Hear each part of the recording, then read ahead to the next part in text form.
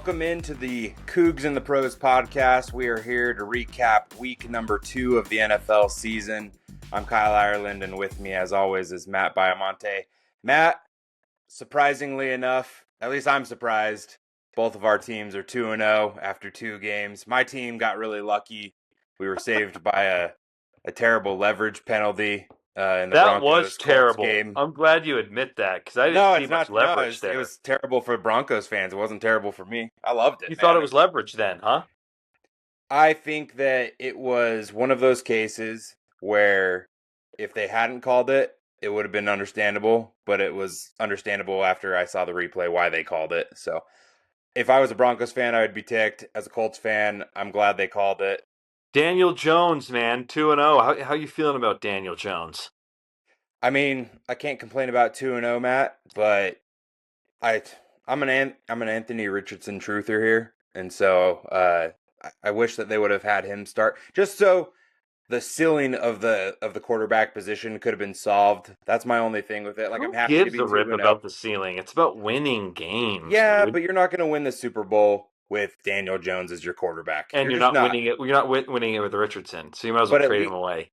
No, but that's the thing is, like, at least if you played out this season with him, these young quarterbacks, like, if you really want to find out who, like, Bryce Young is, if you want to find out whether or not you're picking up the 5th-year option on Anthony Richardson, like those types of young quarterbacks, at least you can, like, play through the first 3 seasons. He hasn't played enough, and so I just wish they would have given him more game reps just to be able to, like, really have a good understanding of what decision they're making, so that way if they needed to draft a quarterback next year, they can go ahead and do so. Because if Daniel Jones wins you, I don't know, 10, 11 games and you win, enough to get into the playoffs, or even if you win a playoff game, it's like, oh, like how good do you actually feel about that? It's like, oh Don't yeah, make the like we made the mistake, dude. playoffs. Do not make the mistake of making decisions solely based off are we going to win the whole thing or not. One team out of 32 gets to win the whole thing.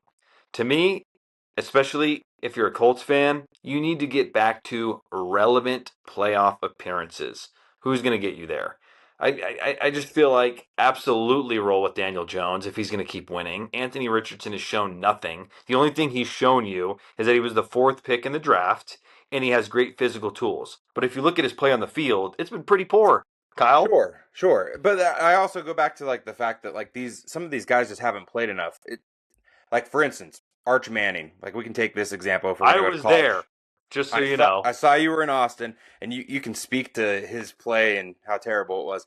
But it's like Arch Manning hasn't played enough football in the last couple of years because he's obviously been sitting behind Quinn Ewers. So the decision for him isn't to come out and be an NFL draft pick next year, in my opinion. Like, even if he turns it around this season and plays well, it's like, get some reps. Like, he's going to make enough money playing in college for the next 2 years. Like, get more acclimated to playing starter games, and then you can go into the NFL, and then, like, let's see what you're made out of at that point in time. Anthony Richardson had only played, like, 13 games at Florida since he was in high school, and he'd only played, like, 1 year as a starter in high school as well. So he just, like, he hasn't been on the field enough to, like, really take advantage of those. He's not good, Kyle. You have to let him go. I know. The mistake was made when they picked him. I just don't think Daniel Jones is good as well. Like, I think he's fine. He's not. He's a mediocre. He's fine. He's fine. He's like, if you were ranking like the top. Here's the 30... thing, though. You let him play. You get back to winning. You develop a culture, and then you try again in a couple years and draft another guy in the first round. You like the Patrick Mahomes, Jordan Love model. Then I love it. 100%. I hate taking players that do not have enough starts. To your point, with Richardson. I don't personally like, and this is just, who am I to say this because I'm not a professional scout or GM. I don't like taking guys solely based off upside and talent. I want to see actual production at every level. And if you look at some of the guys that are really, really good in the NFL right now, and this isn't an absolute, and judging quarterbacks is not an absolute, because I'll say Patrick Mahomes, and he had the stats, and he actually faced some adversity in college. Then you look at Josh Allen, did next to nothing in college and had a really bad completion percentage at Wyoming. So that would be the counter argument to Patrick Mahomes. But by and large, you look at, I'm just going to throw some names at you, and you tell me if they were good in college or not. Matt Stafford. yeah. pretty dang good in college. He was solid. Brock Purdy, Yeah, he was awesome. he was awesome in Yeah, he was college. awesome.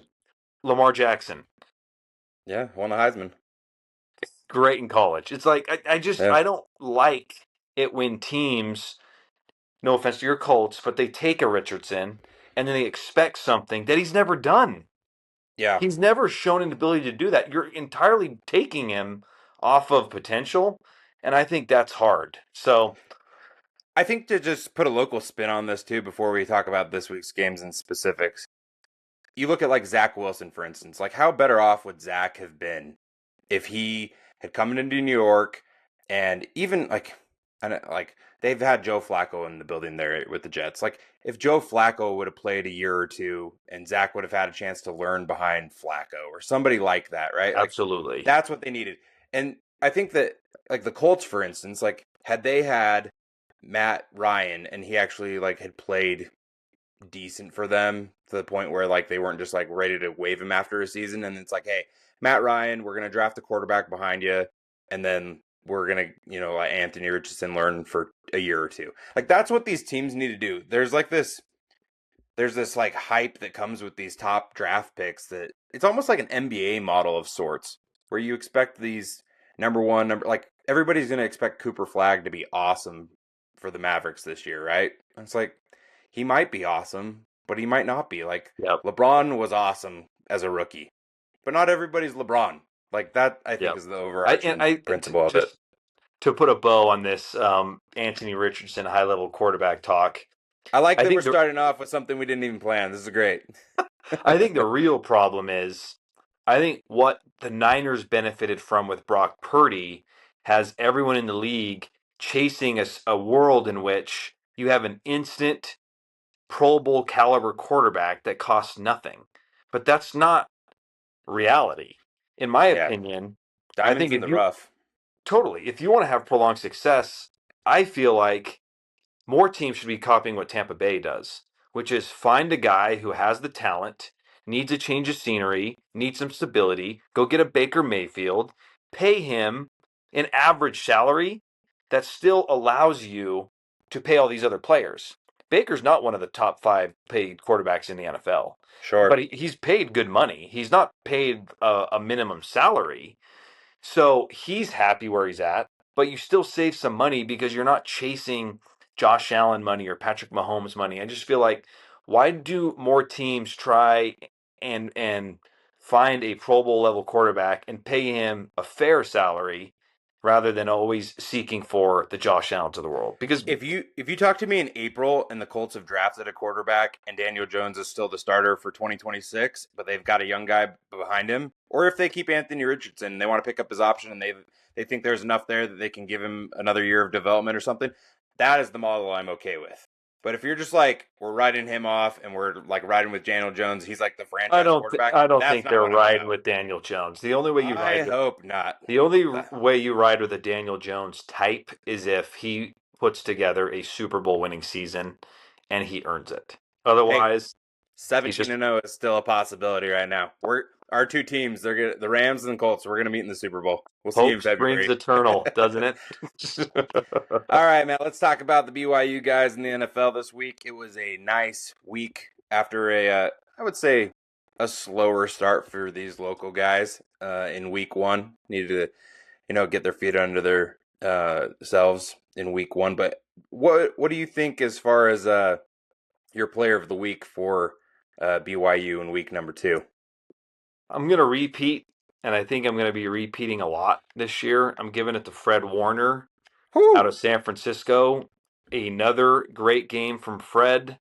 All over the field, double-digit tackles, and San Francisco wins a game on the road. I get it, the Saints are bad. They're maybe the worst team in the league. But for them to be 2-0, considering they didn't get great play from Brock Purdy in week 1, and then he was hurt, you go to Mac Jones in week 2, and the defense, which was such a problem last year for San Yeah. Francisco. Now they got Robert Saleh as the DC, and they're making enough plays to win games. Fred is staying healthy. He's still at a super high level. I just think, how do you go away from Fred with the type of production and they're winning? I I have to go with Fred. Yeah, they have to lean on that defense, especially how injured they are right now on the offensive side of the ball. I love the watching the game the last 2 weeks. Even it was last week as well, where they have that camera angle from the behind the offense that like stares into Fred's helmet, and like Fred will be like pointing at the quarterback. Like the look at Yes. he's a killer out there, man. Like I Killer. love I love Fred. The way that he plays with like such aggression is awesome.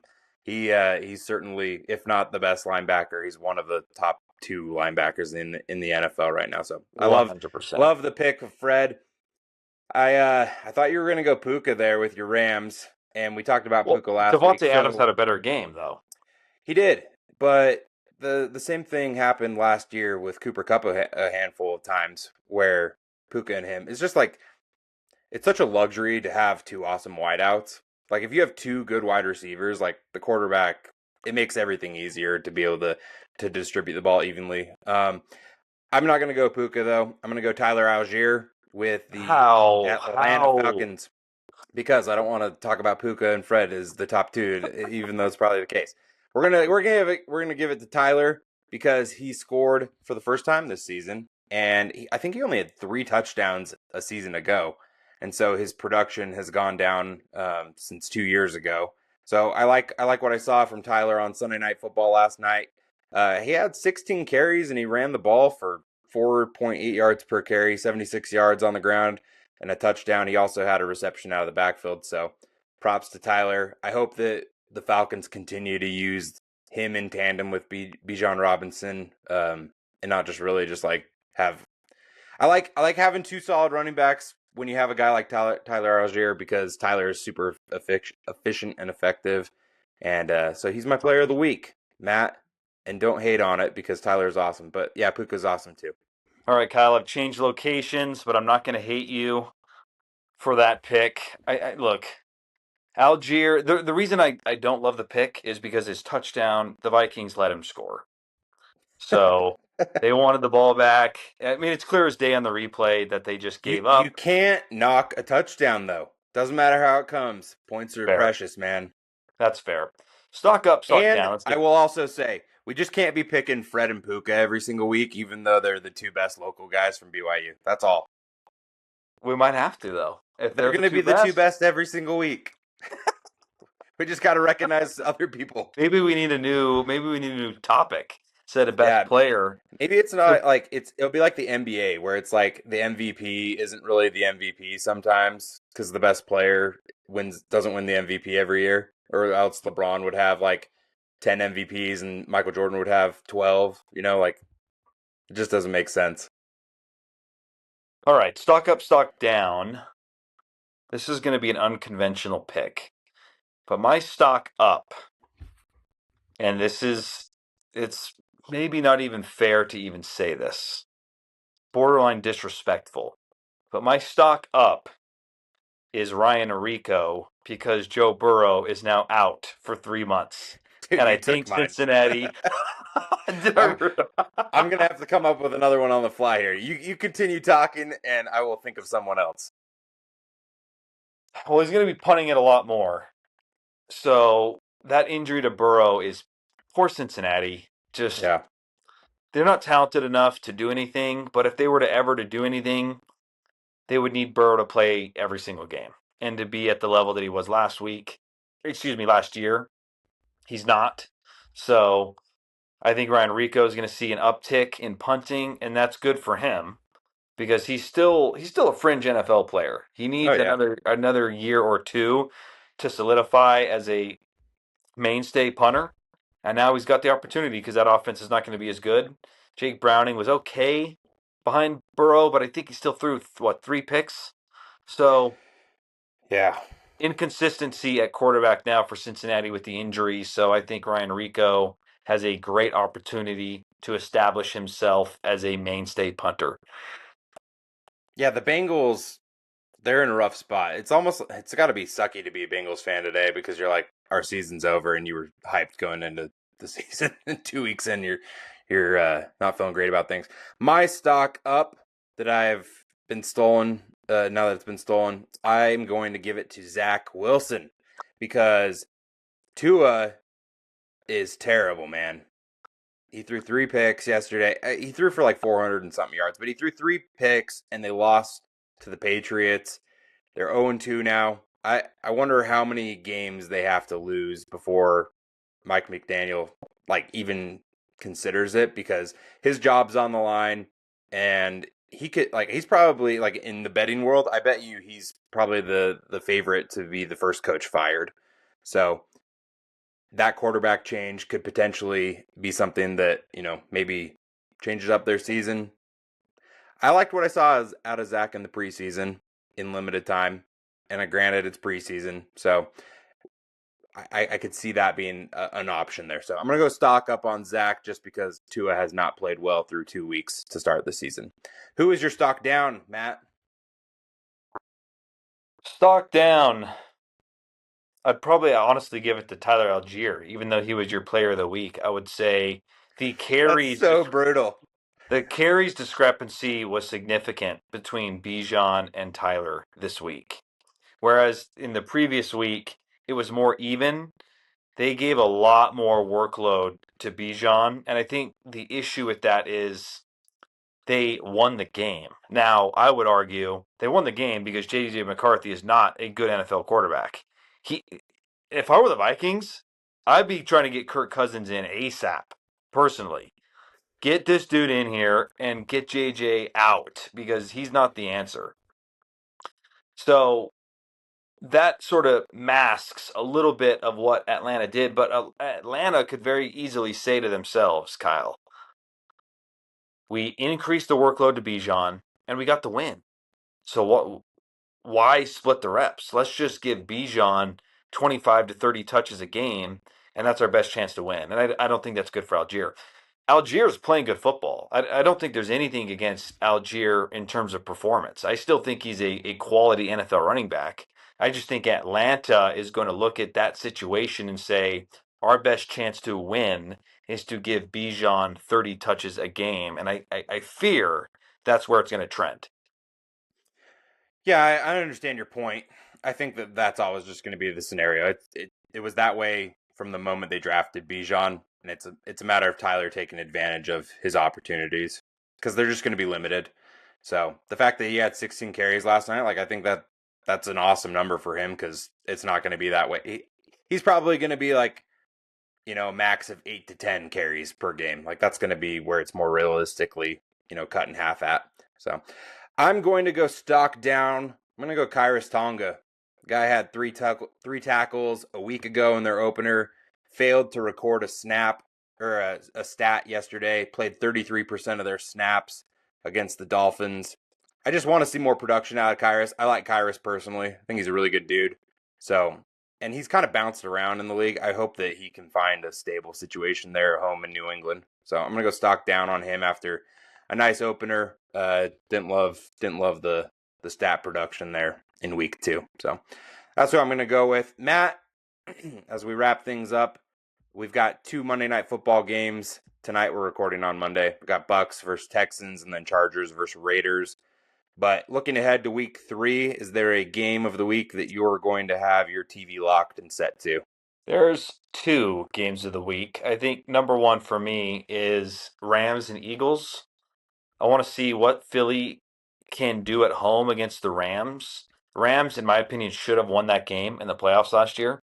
They were right down there, and I thought there were some questionable play calls that cost them the game, but they had a chance. And the Eagles, to me, I'm not sold on the Eagles, especially after what we saw against the Chiefs, where the Chiefs did next to nothing offensively, and yet they barely hung on. I'm a little worried that the Chiefs are a little too cocky, so I want to see if the Rams can come in and catch them by surprise. And the other game was this a Super Bowl pick of ours a couple weeks ago? Lions Ravens Monday night.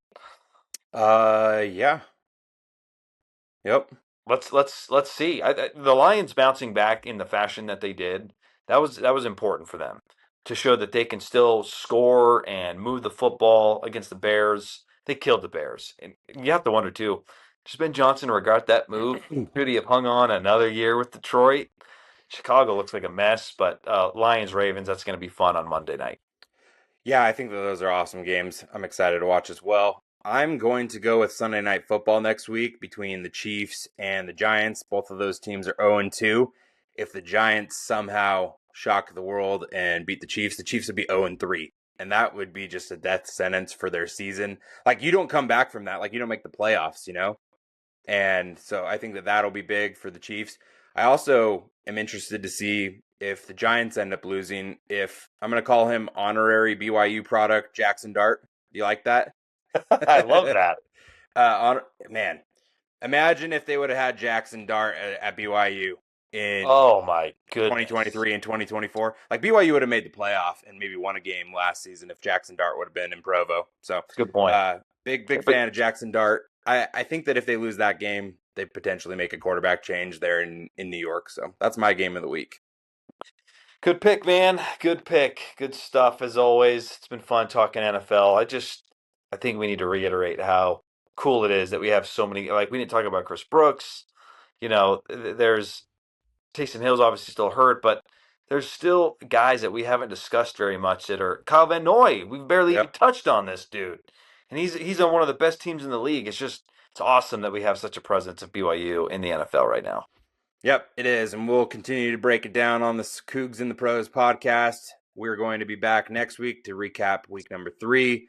And we're also going to be looking, we'll probably, I need to get your takes on just like BYU football as well. We got East Carolina coming up on Saturday, first road game of the season for the Cougs. So should talk about that as well next week. Maybe get a little talk in recapping the third game there of the season. But you can follow Matt on Twitter at Baiamonte Matt. You can follow me at Kyle Ireland. You can follow Royal Cougs at Royal Cougs. And next week we will be back. But until then, this has been the Cougs in the Pros podcast.